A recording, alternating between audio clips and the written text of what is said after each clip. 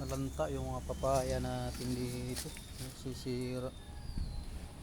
Sobrang ulan, iitim-itim siya. Yun, nag-iitim. Parang mamamatay yata.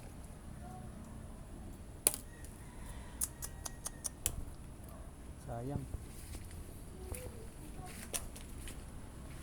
Ngayon lang kasi ako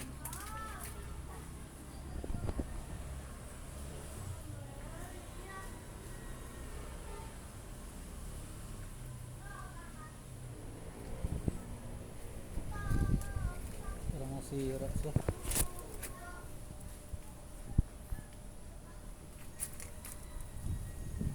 Sa ulan siguro.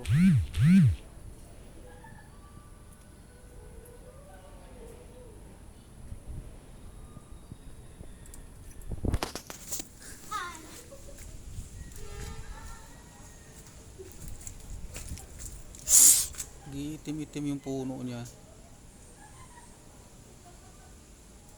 Tapos nabali na yung mga sanga niya. Nabali na mga idol.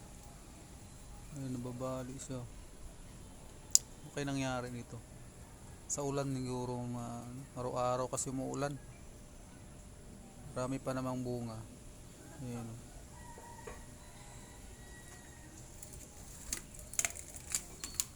Pa yung isa.